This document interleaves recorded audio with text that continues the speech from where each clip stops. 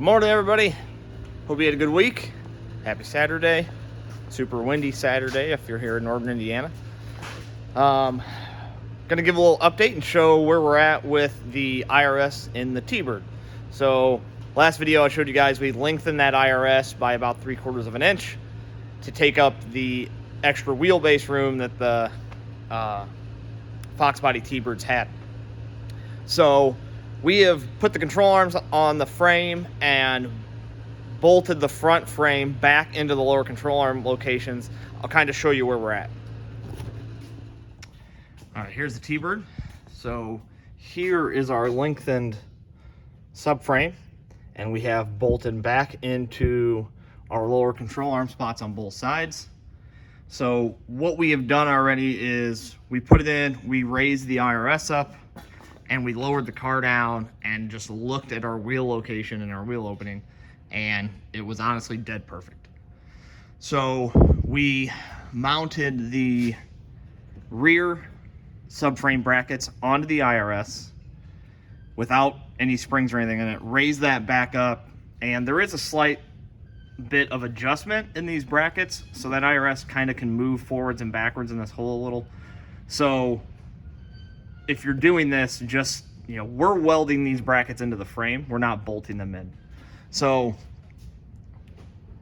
we weren't going to drill holes and put reinforcements inside of the frame for the bolts to go through. We just welded the brackets to it because this is never coming back out. So we centered that bolt hole with the hole in the subframe, so it gives us a little bit of adjustment forwards and backwards if we wanted. Obviously it's slight, it's very minimal, but it'll have a little bit of movement in it. So we've already actually test fit that. A couple other things to note is that the springs, the spring pockets themselves are kind of deeper set up in the IRS in here. So we know a standard set of Fox body or Mustang springs are too short. So these springs, for instance, are 03, 04 Cobra springs for the IRS. They're too short. They're about probably, depending on what your ideal ride height would be, they're roughly 2 inches too short. So what that means is you either got to figure out, we have to figure out some spring spacers to space the spring out to get our ride height correct, or get a set of custom springs. So we're probably going to talk to Eibach on getting some taller springs in the same spring rate that these are. The springs we have here are Steeda, discontinued set of Steeda springs, which were actually made by Eibach anyways. So that is probably the spring set we'll go with. Is we'll contact Eibach and get a custom set of springs that are just taller, but the same spring rate, progressive rate spring for the rear. The fronts, we are fairly certain a stock SN95 new edge spring will set the ride height we want. The K-member setup and all that is pretty much exactly the same. So a stock 79 through 04 spring is going to work depending on what, you know, front setup you have. This car is obviously getting so with the springs we have to figure out, either we're going to do a 2-inch spacer, which is not the ideal way, or what we'll probably do is contact a spring company and have a custom spring made that's 2 inches taller that we can put in here with the same spring rates we already have. The stock 03, 04 Cobra springs just aren't tall enough. These spring pockets, like I said, sit deeper up in here. So we are going to test fit the rest of the IRS, make sure everything clears, make sure we don't have anything in the way. Now remember, like I said before, we removed bump stops from this and some brackets, which I'll show you real quick. So we removed the bump stops for the factory salad axle, and there is some brackets that go up there. One is the pinion snubber up there, the pinion bump stop, and then some fuel line and brake line brackets that we removed off this section of the frame to give the IRS clearance. So we're gonna finish raising this up in and see how our control arms and everything clear all this. which should be fine. There shouldn't be any clearance issues, but we're gonna lower this thing down and see how this all clears.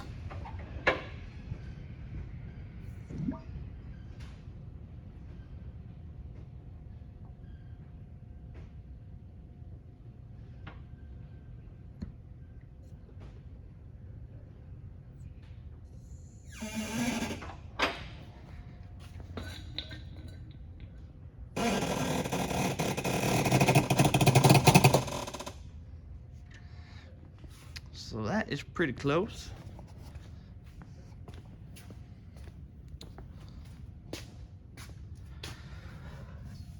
So as you can see, that upper control arm tucks up in there real nice. Clears the frame with no issues. The back part of the subframe misses everything. We did remove one of the fuel tank strap brackets, which would be the passenger side, because that one sticks down pretty far and would contact the sway bar mount and that curve of the IRS frame. So all that looks really, really good. We look up in there, we can see we just barely clear this part of the frame in here, but we do have clearance. It is not against it. So that is perfect. All right, so next we are going to test fit the front, the whole front end. There is a back order on our K-members, so we're not going to have those for a little while. It's going to be probably another month or so before we get our tubular K-member. We have our tubular control arms from BMR, but the BMR K-member is going to be sometime in January, is all we know. So what we did is we grabbed a factory 99-04 K-member.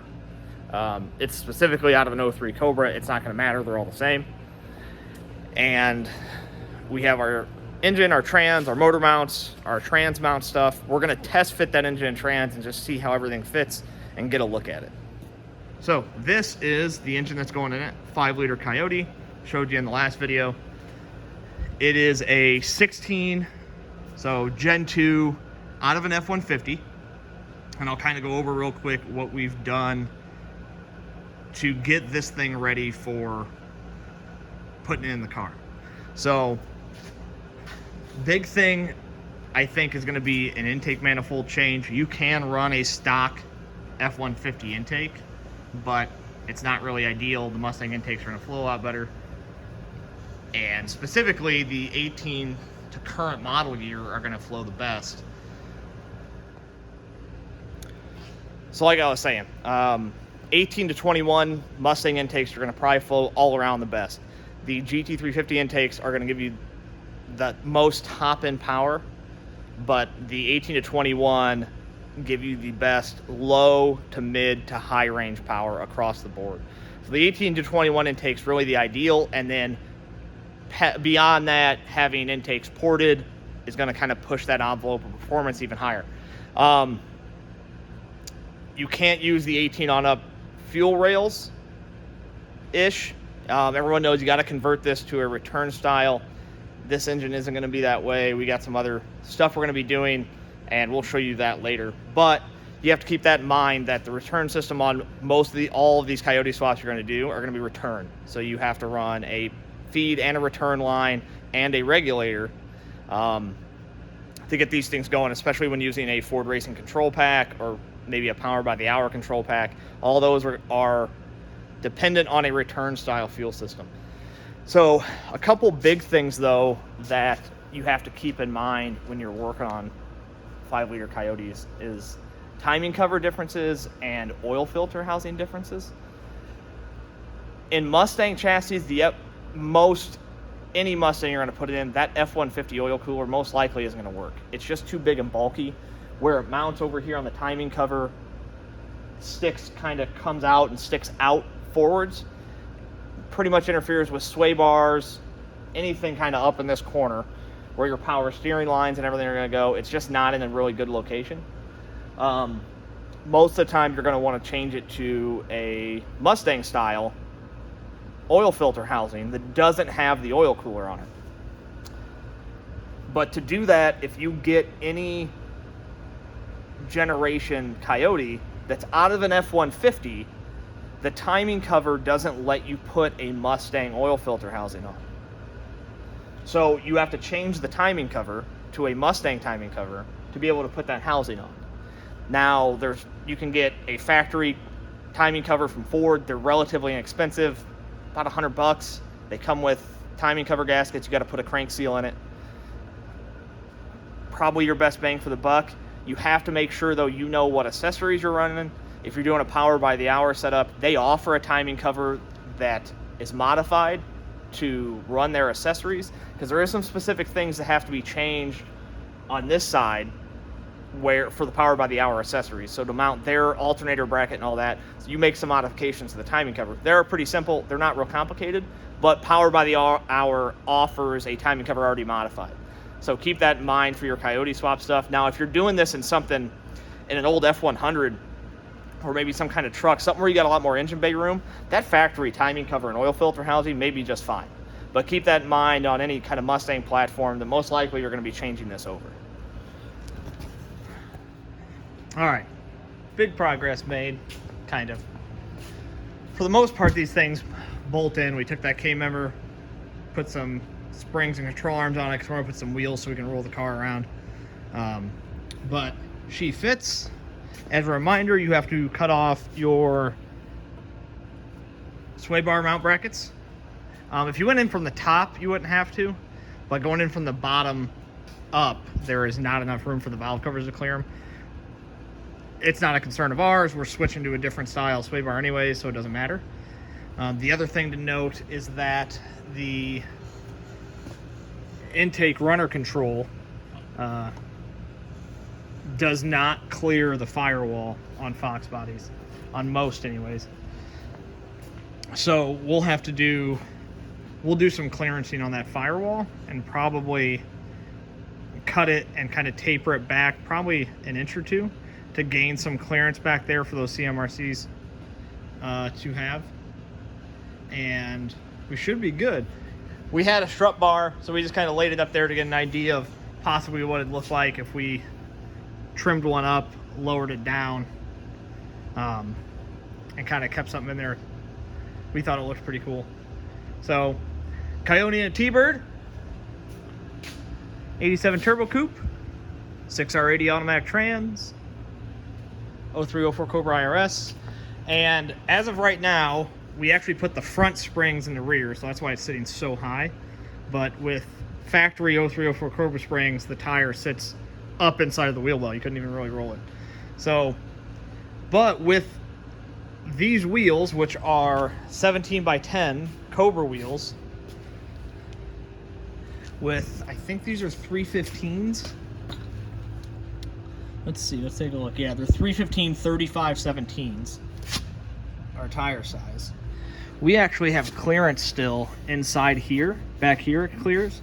And like any other IRS, we'll have to put in the Allen head IRS subframe bolt back there, but to be expected.